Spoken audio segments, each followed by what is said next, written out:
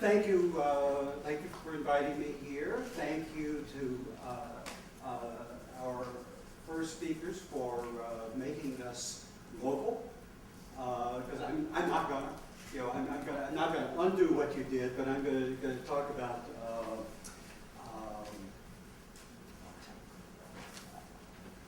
well, the big guy next door, and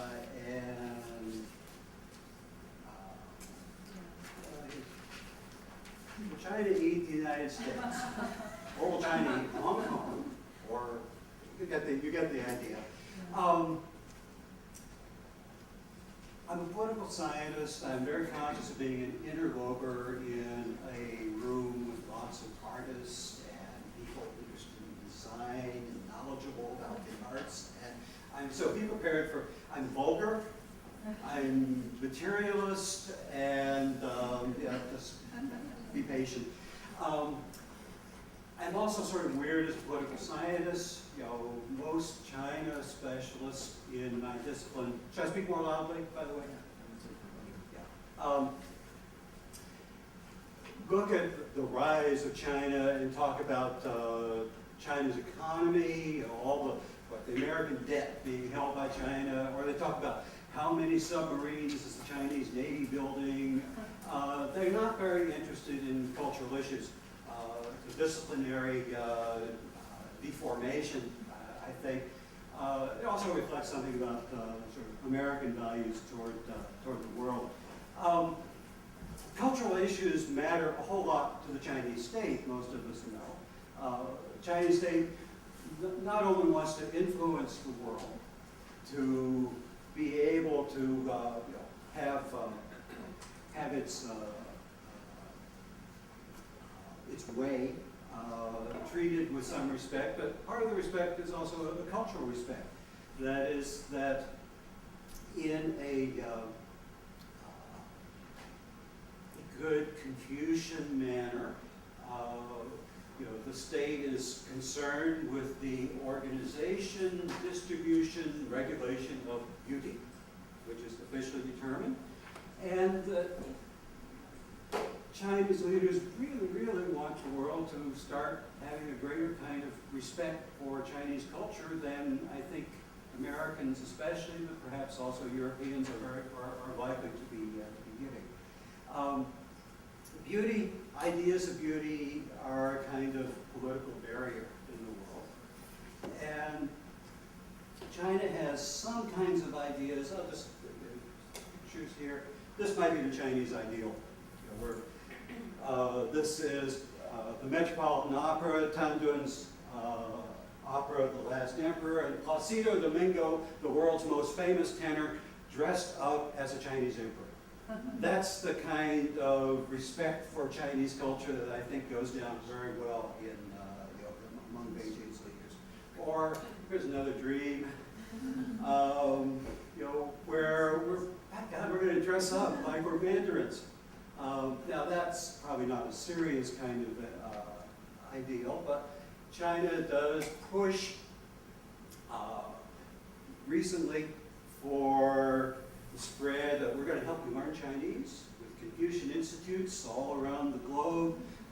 This used to be called somewhat sneeringly by American analysts, smiling diplomacy, where they have smiles on their faces, but they really mean something bad for us.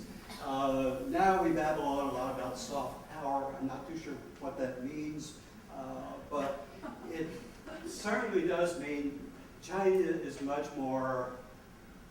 leaders are much more actively engaged in determining what Chinese culture is than, say, American leaders. Speaking of Hong Kong not having a cultural policy, or having a cultural policy but not saying they had one, the United States is in much the same boat. This sort of image would be unimaginable in American politics, where you have the big guys in the 1950s sitting around an idyllic evening tea party and smiling beatifically upon official state culture. once upon a time, the Chinese government could regulate its culture, how Chinese culture abroad was perceived through state cultural exchange programs. This is an image from one of the earliest in the United States, which was the exhibition of relics unearthed during the Cultural Revolution that was in, gosh, from Washington, Kansas City, and San Francisco in 1972, 73, I can't remember what, 75, sometime shortly after the Cultural Revolution, and it was a public relations effort to undo the negative impression of Cultural Revolution vandalism by saying, look, we dug deep, storing grain everywhere, and look what we found. And it was actually a great show and had a huge impact on helping undemonize China just a little bit. Now, over the years, Chinese government has found that sometimes these cultural exchanges become tricky. Here's two tricks. The portrait of Douglas MacArthur was in hand. There was an exhibition of American portrait art from the National Portrait Gallery that was sent to China during the Reagan administration. Only it wasn't sent because Reaganistas sabotaged it by including portraits of Golda Meir and Douglas MacArthur, both of whom were regarded as politically unacceptable for very different kinds of reasons to the Chinese government. And this enabled the United States to say, they don't like cultural exchange or they hate our freedom. The Andy Warhol Mao it wasn't this Andy Warhol Mao, you know, there's 173 different versions of this, but one was hanging in the Corcoran Gallery in Washington, D.C. A Chinese group of visiting dignitaries was taken on a tour of the Corcoran, and apparently a memo was sent out to the guides of the tour, please don't go up the east stairway, whatever you do, because they didn't want to have to explain why Mao was purple or green or whatever version he was. Avoid the conflicts of cultural exchange. Now, cultural exchange is no longer a very easy implement or weapon for the Chinese government to do to present its image to the world because, gee, in a globalized arts economy, there's just a whole lot of things that are outside the control of the Chinese government. The Chinese government can't even control media in China very well anymore. You know, the propaganda department has, basically surrendered its ability to monitor or to control all but a handful of central media. And in the global arts trade, China has made several ventures. Here's one type of venture, which is a kind of boutique cultural spot in which this was a few years ago, a production of Turandot in the Forbidden City you could get a $10,000 US package that would get you a trip to Beijing, a really nice hotel room, and seats for the opera. Another type of much more modern kind of arrangement is here's the 798 factory in Beijing, which I'm sure you all know and you don't say more about. We have superstars from China, and this has nothing about the Chinese Communist Party propaganda department, but it's Deutsche Grammophon. It's really hard to control Deutsche, well, I suppose you can control Deutsche Grammophon, but it's a different kind of relationship.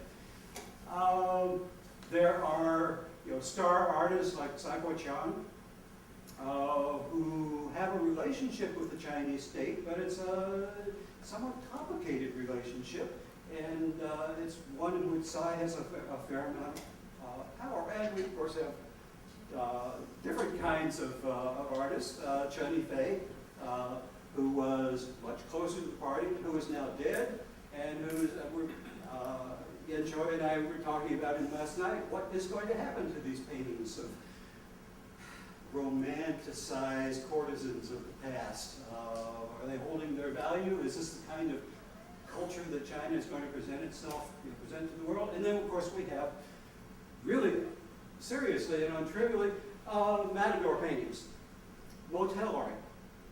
China now exports more art in the world economy than France. Most of it goes into motels.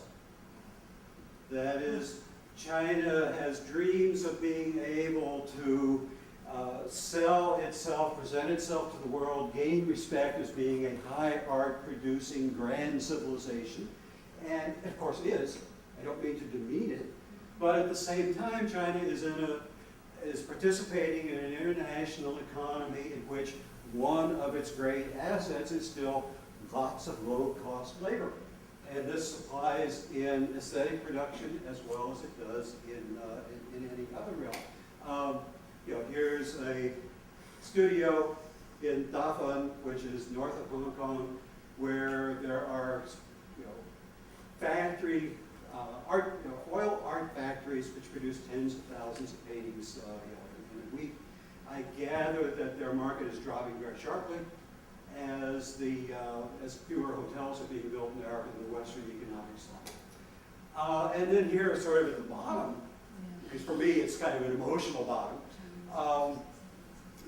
there are these sort of clownish shows going around the world showing plasticized bodies. Maybe some of you have seen them, I can't quite do it. They're mostly dead Chinese. And nobody in China really wants to talk about this, but selling your corpses in the international market for display, it's aesthetic, and it's about as bottom feeding as I think you can get. It's sort of, I think early in the 20th century, the great majority of skeletons in medical school were Indian. And I'm not sure if the skeletons now are plastic, but the bodies on display are from China, sometimes Russia. Other issues arise, such as the Chinese need for humoring the West on intellectual property rights issue.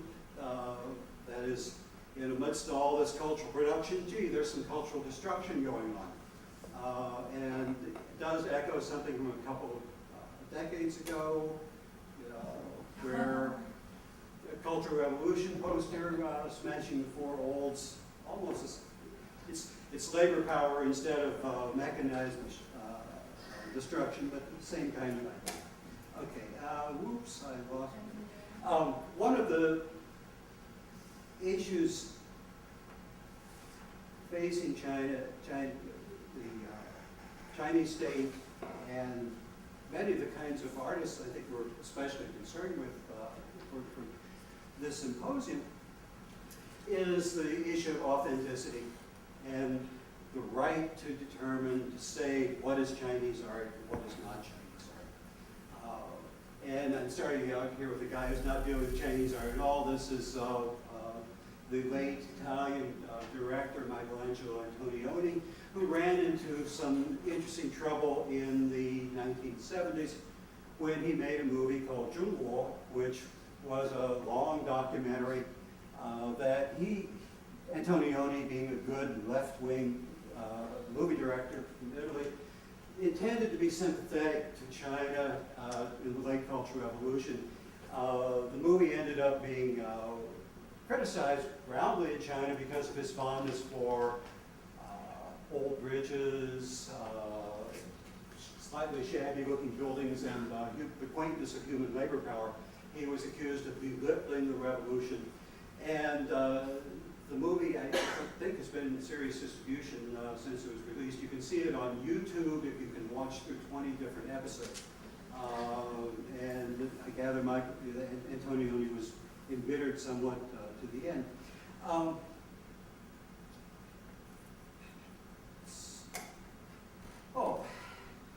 China campaigned madly to get a Nobel Prize in Literature. You can trace Julia Lovell's wonderful book on the Nobel Prize in China describes a campaigning going on early in the 20th century. for the Chinese state, Chinese intellectuals looking for the sort of global prize, a seal of approval, a kind of respect that the Nobel Prize in Literature bestows. And of course, when a Chinese Nobelist finally appeared, Gao Xingjian, the Chinese government was really not amused. And they said, he's not Chinese, he's French. Yeah, don't think well, he's a French citizen, but it did not really deal with the issue. A lot of the sort of high-end Chinese art that has been most famously successful in the international art market in recent years has had a kind of fake mockery, fake dissidence. There's a presentation of images that look as if, oh my goodness, this is edgy and it's going to get the artist in trouble. And of course, it doesn't, because it's okay to make fun of Pepsi-Cola or Mao or all sorts of things in China, but Western audiences are often kind of gullible about this and really, really like to have the idea of, I've got some politically brave art on my wall. If it costs, $1 million, it's probably not dissident art, is I think a basic sort of political science rule. It's not to say they're not artists who are making images that are, this one is clearly political. But we also have sort of interesting characters like Ai Weiwei, politically extremely connected, who manages simultaneously to take credit for designing a spectacular building in Beijing and then give the finger to the Olympics. It's quite actually it's an impressive performance, and it should be used as an artist in many respects. More Tsai Guo-Chang. Why am I showing this one?